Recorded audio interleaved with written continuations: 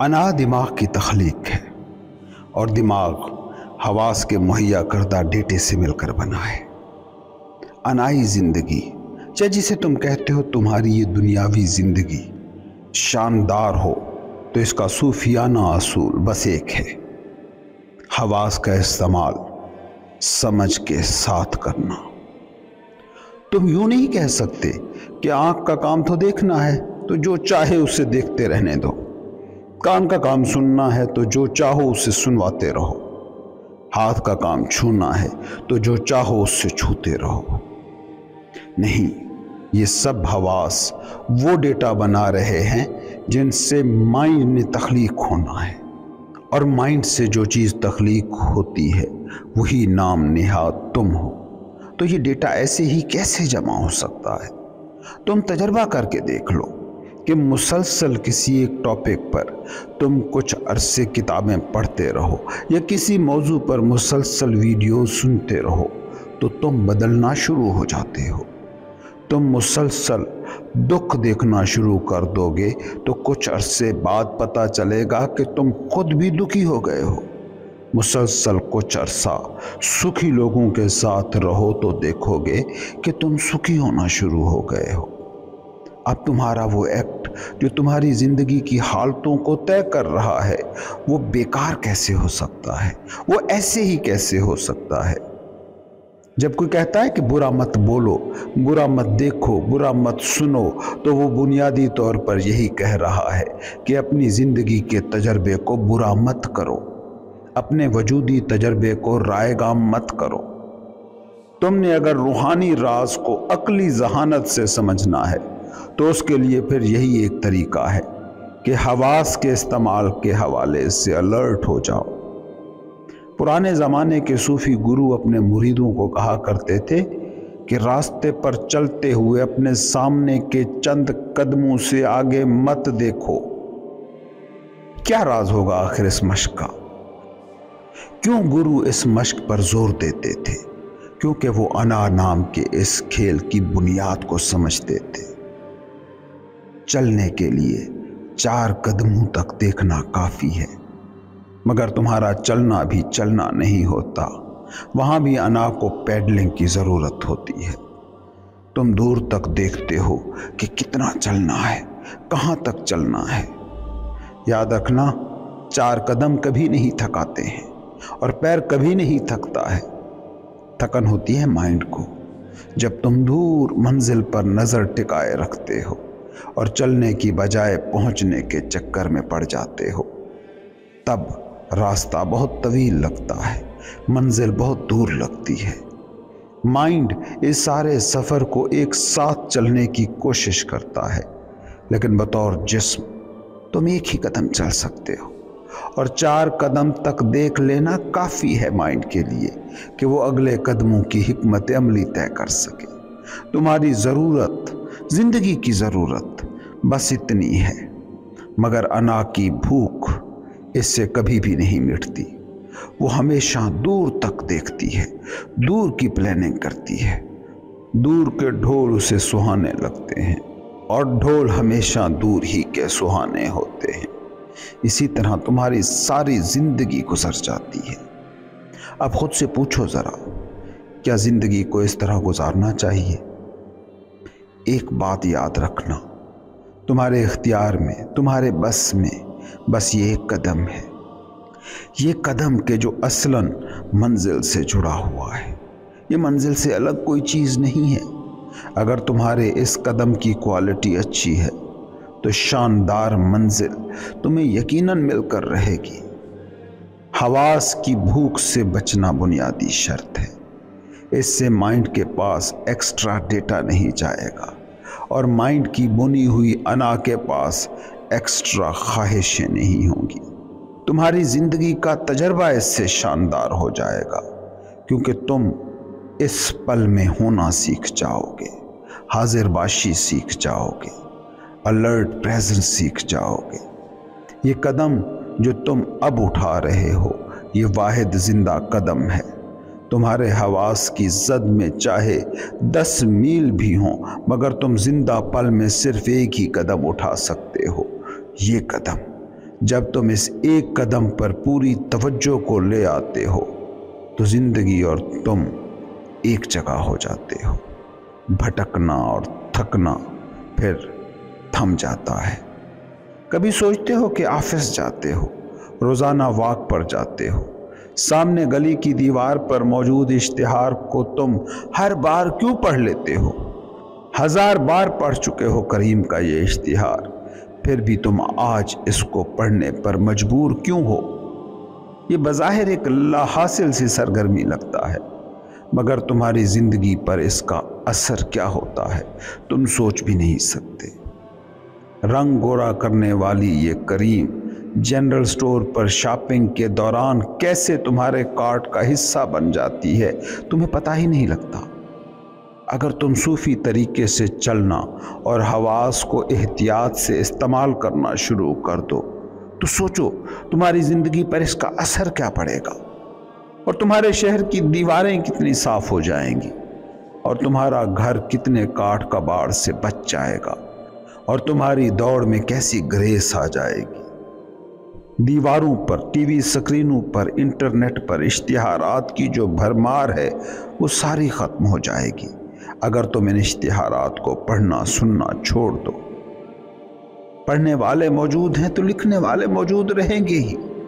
बेवकूफ़ लोग मौजूद हैं तो बेवकूफ़ बनाने वाले भी मौजूद ही रहेंगे। बंदर मौजूद हैं तो मदारी पैदा होते रहेंगे। कभी सोचा कि एक ही इश्तिहार बार बार जो दिखा रहे हैं और इसके लिए वो लोग पैसे भी भर रहे हैं, वो ऐसा क्यों करते होंगे? क्या ये पागलपन नहीं लगता कि एक ही बात हर 5 मिनट के वक्फे से जारी है? क्योंकि जब तुम बार बार पढ़ते रहते हो, देखते रहते हो, तो इससे एक तरीके से तुम हिप्नोटाइज हो जाते हो और तुम्हें पता ही नहीं लगता कि कब शॉपिंग करते हुए वो चीज़ तुमने बेध्यानी में ख़रीद ली जिसका इश्तिहार बार बार तुमने देखा या सुना था। 1000 आपको लगे कि आप सोच समझ कर ख़रीद रहे हो, मगर वो तुम हमेशा बेसोचे समझे ख़रीद रहे होते हो, क्योंकि तुम असल में हिप्नोटाइज होते हो। एडवर्टाइजमेंट इंडस्ट्री को समझने वाले जानते हैं कि आज वो दौर है कि जब चीज़ कई साल बाद बनती है मगर इश्तिहार सालों पहले चलना शुरू हो जाते हैं। ये कंपनियां बखूबी ये बात जानती हैं कि इंसान के हवास बेलगाम हो चुके हैं, और हवास बेलगाम हैं तो उन्हें आपके दिमाग तक पहुंचने में कोई मुश्किल पेश नहीं आएगी, और तुम्हारी अना की ज़रूरत बनने में उन्हें कोई दिक्कत पेश नहीं आएगी।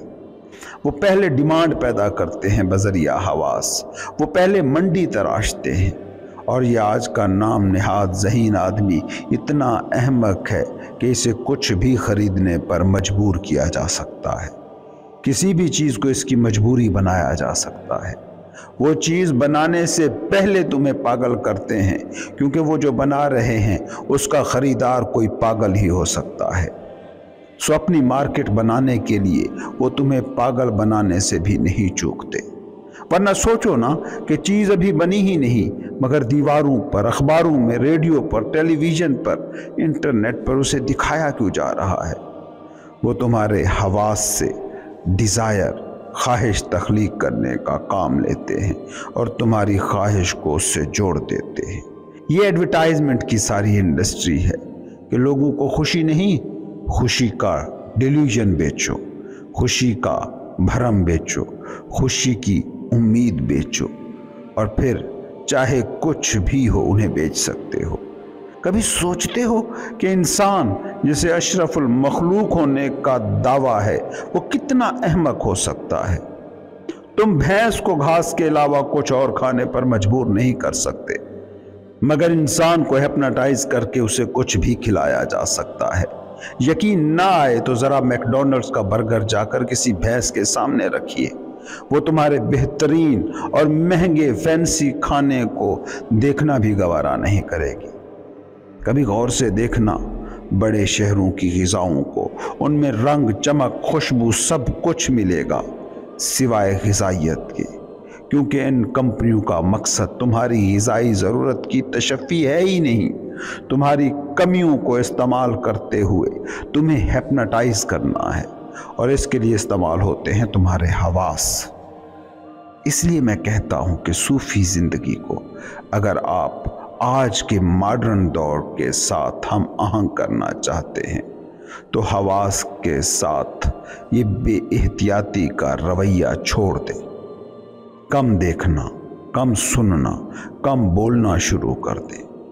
کچھ ہی عرصے میں آپ کی انا کی پیڈلنگ سلو ہونا شروع ہو جائے گی اور تم اپنی حقیقت کی طرف پلٹنا شروع ہو جاؤ گے۔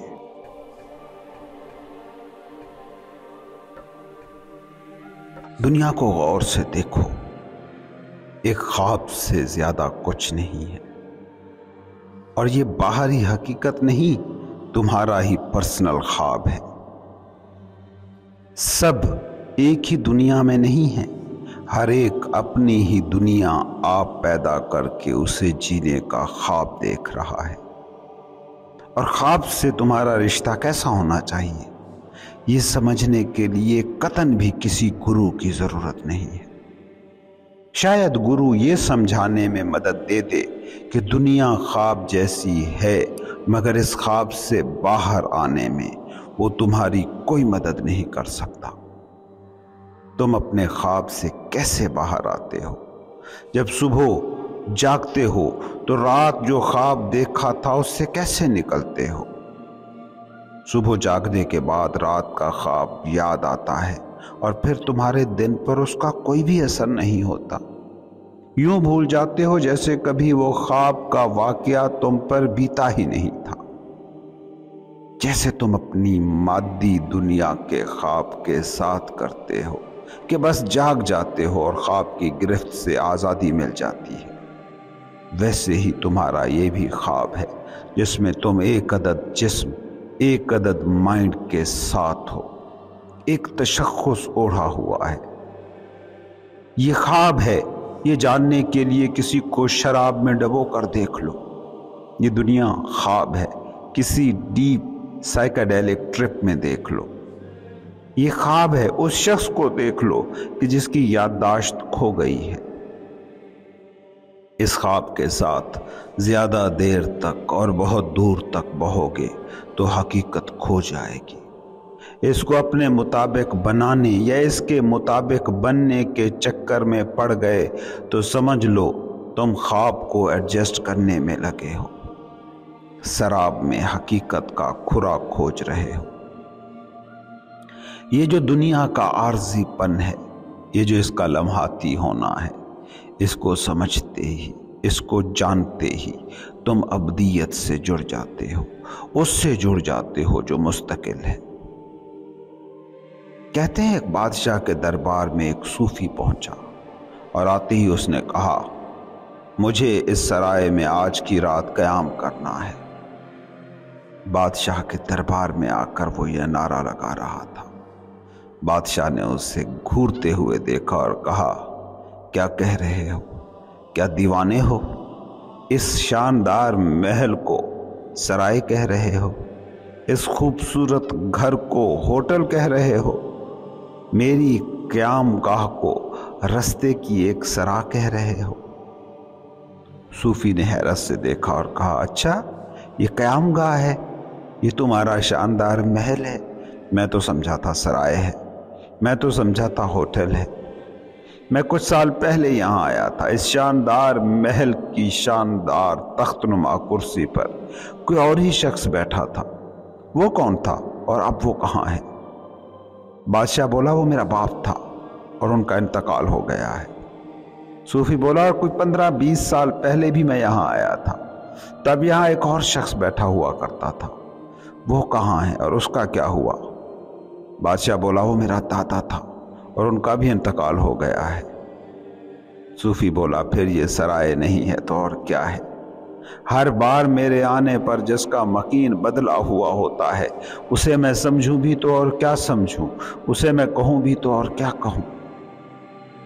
بادشاہ کو زندگی کے اس کھیل کی بے ثباتی، اس رول کے لمحاتی ہونے کا احساس اسی پل میں جاگ گیا اور وہ اسی پل تخت چھوڑ کر نکل گیا۔ خواب کے ٹوٹتے ہی حقیقت سے جڑنے کا عمل یوں ہی پل میں ہوتا ہے۔ تمہاری نیند میں جب گہرے خواب میں کوئی انوکھی چیز، کوئی حادثہ، کوئی واقعہ دیکھتے ہو اور جھٹ سے تمہاری آنکھ کھلتی ہے، ارد گرد دیکھتے ہو تمہارا اپنا کمرہ ہے، تو ایک ہی پل میں، ایک ہی لمحے میں تم خواب کی اس دنیا سے باہر ہو جاتے ہو۔ تم ان عارضی اینٹوں سے زندگی کا مستقل مکان بنانے کی خواہش کر رہے ہو۔ تکلیف تو ہوگی، اذیت میں تو رہو گے، دکھ تو سہو گے۔ ایک کوشش کہ جس نے ناکام ہونا ہی ہونا ہے، اس کو مسلسل کرتے رہو گے تو تکلیف نہ ہوگی تو اور کیا ہوگا؟ دکھ نہ پھوٹے گا تو اور کیا پھوٹے گا؟ تم نے سب تو کر کے دیکھ لیا ہے۔ کھلونوں سے شروع ہونے والی کہانی شاندار گھر تک جا پہنچی۔ شاندار، مستقل، کئی ہزار سال تک چلنے والے گھر بنا لیے، فیکٹریاں کھڑی کر لی ہیں، دولت، شہرت، طاقت، ہر ایک چیز کا پیچھا کر کے دیکھ لیا ہے، مگر مستقل سکھ سے تم اب بھی محروم ہو۔ مستقل سکھ کی چاہت میں تم نے ازلی ابدی دکھ پال لیا ہے۔ وجہ بس اتنی سی ہے کہ تم مستقل سکھ کو حاصل کرنے کی کوشش کر رہے ہو، مگر غیر مستقل لمحوں سے، ٹائم سے۔ ہاں، کبھی ایک پل کی بھی جھلک مل جائے، ایک پل بھی اگر تم اس حقیقت کو دیکھ لو تو پھر کبھی دکھ سے تمہارا تعلق نہیں بن پائے گا۔ دنیا کے لمحاتی ہونے کا احساس ایک پل بھی جاگ جائے، رستہ ہے، اس کو اگر ایک پل کے لیے بھی دیکھ لو تو تم اذیت سے باہر آ جاؤ گے۔ سوچو، اندھیری رات میں ایک مسافر کھڑا ہو اور اندھیرا اتنا ہو کہ کچھ بھی نظر نہ آ رہا ہو، اسے پتہ بھی نہ ہو کہ کوئی رستہ ہے یا نہیں، کہیں یہاں سے جایا جا سکتا ہے یا نہیں، اور پھر اچانک بجلی چمکے اور ایک راستہ اسے پل بھر کے لیے نظر آ جائے۔ یہ جاننا کافی ہے، چاہے اس کے بعد روشنی ختم ہو جائے، چاہے اس کے بعد اندھیرا ویسے ہی گھیر لے، مگر یہ یقین اب ایسے شخص سے کوئی نہیں چھین سکتا کہ راستہ ہے۔ عارضی نے مستقل کی جھلک دیکھ لی ہے، اب اس کی زندگی کبھی ویسی نہ ہوگی جیسی بجلی کی چمک سے پہلے تھی۔ تصوف بس اسی کا نام ہے۔ تصوف بس ٹائم، وقت کے اسی سراب کو جان لینے کا نام ہے کہ جو لمحات کے سلسلوں میں جڑا ہے۔ تم میں کچھ ہے جو اس ٹائم کے سراب سے باہر ہے۔ یہی تو وجہ ہے کہ اتنے لوگوں کو مرتے دیکھتے ہو، روز ادھر ادھر موتیں دیکھتے ہو، مگر کبھی تمہیں یہ خیال نہیں آتا کہ میں بھی مر جاؤں گا، کیونکہ یہ خیال اگر یقین کو چھو کر آ جاتا تو تم کچھ بھی نہ کر سکتے۔ مگر کتنے ہی اہم لوگ مر جاتے ہیں، کتنے قریبی عزیز مر جاتے ہیں کہ جن کے بنا جینے کا تم تصور تک نہیں کر پاتے تھے، مگر تم جاری رہتے ہو، تمہاری زندگی جاری رہتی ہے۔ تصوف کا یہی بنیادی نقطہ ہے کہ تم میں کچھ ہے جو ٹائم سے باہر ہے۔ اسی کچھ کو پانے کی کوشش کا نام ہے حقیقت کو پانے کی کوشش۔